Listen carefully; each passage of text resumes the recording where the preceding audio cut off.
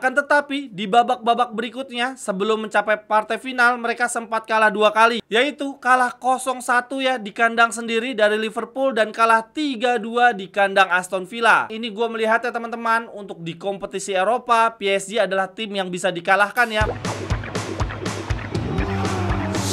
Cerewetan ceking kita, nyerewetin apa aja. Teman-teman, yang sedang kalian saksikan saat ini adalah Cerewetin Inter. Apa kabar teman-teman semua? Semoga dalam keadaan sehat. Deg-degan banget teman-teman, partai final semakin dekat.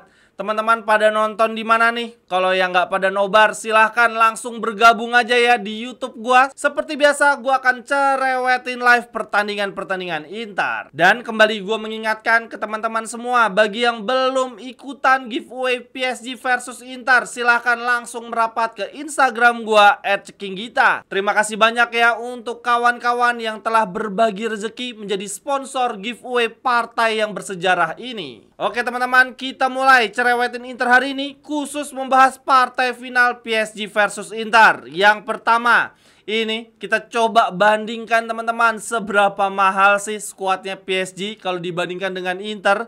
Ternyata parah banget, seperempatnya. Cost atau biaya untuk membangun starting line up PSG saat ini bernilai 466 juta. Hampir setengah miliar euro teman-teman. Sedangkan skuad Inter cuma 150 juta anjir. Jauh banget. Akan tetapi Inzaghi dengan luar biasanya, walaupun skuadnya hemat, tua, kita bisa mencapai partai final 2 kali dalam 3 musim terakhir. Dan bukan cuma itu, menurut gua kelebihan Inzaghi bukan cuma soal hasil akhir ya, tetapi menyuguhkan permainan yang memanjakan mata. Lalu teman-teman, PSG ini skuadnya bukan cuma sekedar mewah dan mahal ya, tetapi juga secara statistik pemain-pemainnya sungguh luar biasa, sangat amat dominan. Ini gua ambil beberapa contoh untuk winger kanan mereka, Desire Doué ya, Desire atau Desire nih cara bacanya. Usianya masih 19 tahun. Ini kalau berdasarkan data MB ya teman-teman, ratingnya luar biasa. Untuk umpan kunci nilainya dia 100. Kemudian untuk attacking action 97. Untuk dribble sukses 97. Assist 90. Lalu expected goal dan assistnya 89. Progressive carries ya, atau membawa bola ke depannya 86. Lalu kemudian untuk kemampuan dia mencetak gol non penalti berdasarkan data statistik nilainya 80 teman-teman. Bagus-bagus semua. Gila, usianya masih 19 tahun. Bahaya banget, bahaya banget. Kasian banget sisi kiri kita ya teman-teman. Habis dapat Lamine Yamal, kirain udah selesai, bisa istirahat, bisa bermain dengan tenang. Sekarang malah mendapatkan pemain yang sama berbahayanya. Lalu kemudian pemain PSG lainnya yang sebetulnya merupakan pemain sayap, tetapi di musim ini dipindah menjadi penyerang tengah, malah subur banget, yaitu Ousmane Dembele teman-teman. Dembele kalau dibandingkan dengan penyerang sayap lainnya di 5 liga besar Eropa, dia berada di paling atas terus teman-teman. Dari jumlah gol, Dembele nomor 1 paling banyak. Kemudian gol non penalti juga Dembele banyak. Kemudian untuk expected goal dan assist juga dia paling banyak. Lalu kemudian untuk shot on target, Dembele juga lebih banyak dibandingkan penyerang sayap lainnya di 5 liga besar Eropa. Gokil, dominan banget teman-teman. Ini bahaya banget ya.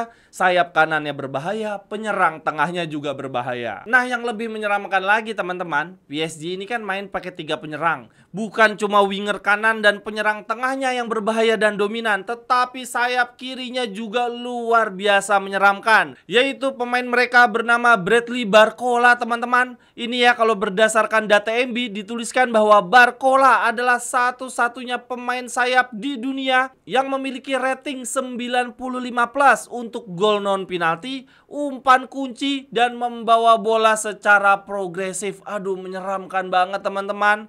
Ini ya kalau dilihat detailnya, untuk expected goal assistnya 98. Lalu untuk gol non penalti 97. Untuk membawa ke depan ya, progressive carriesnya 95, assist 95, dan umpan kuncinya 95.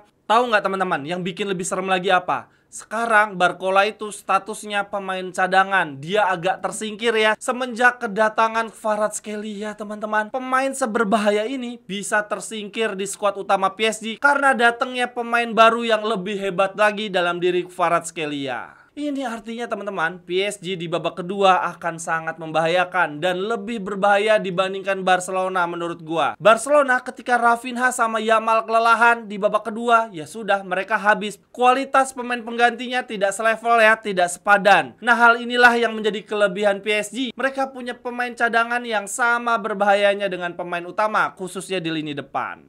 Lalu kemudian lanjut, data statistik dominan lainnya bukan cuma di lini depan, ada juga nih lini tengah yaitu VT-nya teman-teman. Menurut catatan data MB teman-teman, VT-nya adalah satu-satunya gelandang di dunia yang memiliki rating 95+ untuk kemampuan membawa bola secara progresif, umpan ke depan, dan juga persentase umpan sukses ke depan. Gila teman-teman, ini world class regista sih. Bisa menjadi duel yang sangat menarik ya antara VT-nya dan Calhanoglu. Ya, bisa dilihat sendiri ya teman-teman. Dari data-data yang gue bacain tadi, pemain PSG sungguh luar biasa. Mereka bukan cuma dominan, tapi masuk top 5. Bahkan ada yang satu-satunya ya. Artinya mereka adalah yang terbaik di posisinya dibandingkan pemain-pemain lainnya di 5 liga besar Eropa. Ngeri. Lalu kemudian berikutnya kita lihat performa PSG di Liga Prancis teman-teman. Mereka menjadi juara dengan selisih 19 poin, sangat amat dominan. Dan Dembele menjadi top skor Liga Prancis ya dengan 21 gol. Bukan cuma lini depan mereka yang luar biasa teman-teman, lini belakang juga solid ya. PSG adalah tim yang paling sedikit kebobolan di Liga Prancis. Namun teman-teman, performa sempurna dari PSG di Liga Prancis sebetulnya tidak begitu tampak di Liga Champions ya. Meskipun mereka mencapai partai final, tapi perjuangan mereka sangat amat berat. Di babak grup, PSG tidak finish 8 besar. Mereka finish peringkat 15 di bawah Milan, Madrid, dan juga Bayern Munchen. Lalu kemudian selama babak grup mereka kalah dari Arsenal, Atletico, dan Munchen ya. Kalah 3 kali. Tapi memang performa PSG di paruh pertama musim ini tidak begitu bagus ya, tidak konsisten. Tetapi perlahan memasuki paruh kedua mereka solid. Begitu juga ketika memasuki babak knockout, babak gugur Liga Champions, performa mereka menjadi jauh lebih bagus. Ini kita lihat di babak playoff mereka menang dengan agregat 10-0 dari Brest. Akan tetapi di babak-babak berikutnya sebelum mencapai partai final mereka sempat kalah 2 kali. Yaitu kalah 0-1 ya di kandang sendiri dari Liverpool dan kalah 3-2 di kandang Aston Villa. Ini gue melihat ya teman-teman, untuk di kompetisi Eropa PSG adalah tim yang bisa dikalahkan ya. Selama ini mereka punya kelemahan, punya celah yang bisa dimanfaatkan oleh lawan. Semoga Inter bisa melakukannya juga. Untuk daftar top skor maupun top assist PSG teman-teman, untuk di Liga Prancis ya, di bawahnya Dembele ada Barcola, lalu kemudian ada Ramos. Nah, ini yang perlu dicatat. Barcola dan Ramos saat ini posisinya adalah pemain cadangan. Barcola adalah backupnya Kvaratskhelia dan Ramos adalah backupnya Dembele teman-teman. Tetapi keduanya masuk top 5 pencetak gol terbanyak PSG. Ini sekali lagi gue ingin menekankan bahwa kedalaman skuad lini depan PSG lebih berbahaya dibandingkan Barcelona. Dan begitu juga dari sisi assist teman-teman, Barcola paling tinggi. Dan ini ada satu nama yang kita tidak kaget ya, nama kasih tak sampai kita, yaitu Hakimi yang masuk top 5 assist mereka. Setelah 3 season terakhir menemani teman-teman semua, sekarang gue merasa perlu upgrade kamera supaya visual konten semakin bagus. Ayo teman-teman, tunjukkan dukungan ke channel Ceking Gita. Ada banyak cara, silahkan dipilih saja. Syukur-syukur pilih semua. Terima kasih banyak teman-teman. Sedangkan untuk prediksi line up squad kita teman-teman, untuk pertama kalinya di musim ini akhirnya Inzaghi bisa melatih squadnya komplit dan bisa menurunkan 11 pemain terbaiknya tanpa perlu rotasi, tanpa ada akumulasi kartu atau ada pemain cedera. Namun yang perlu digarisbawahi, banyak media yang masih meragukan Pavard bisa bermain sejak menit pertama teman-teman. Aduh, ini Pavard cedera kok bisa lama banget. Targetnya bisa bermain di leg kedua lawan Barca, ini malah udah lewat jauh tapi masih meragukan juga.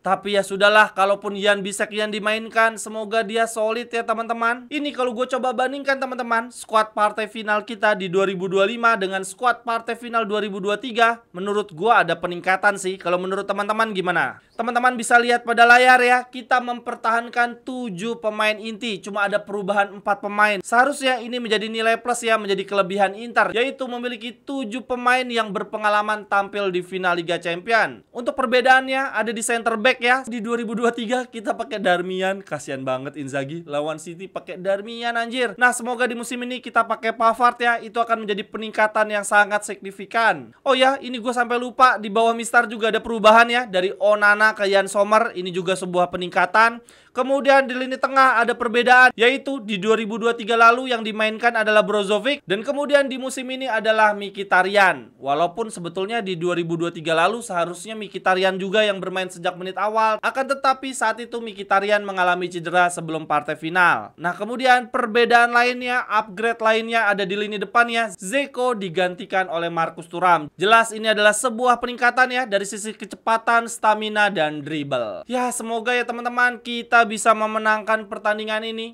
Kalau dulu aja dengan skuad yang terbatas melawan City yang sungguh luar biasa, kita bisa tampil bagus, bisa menyulitkan lawan, apalagi sekarang seharusnya bisa lebih baik lagi. Gimana prediksi teman-teman untuk jalannya pertandingan? Silahkan tuliskan di kolom komentar. Sekian dulu untuk Cerewetin Inter hari ini. Kritik, saran, ajakan kerjasama bisa hubungi gua di link yang di kolom deskripsi. Terima kasih untuk yang sudah menyaksikan. Sampai ketemu di cerewetan-cerewetan berikutnya.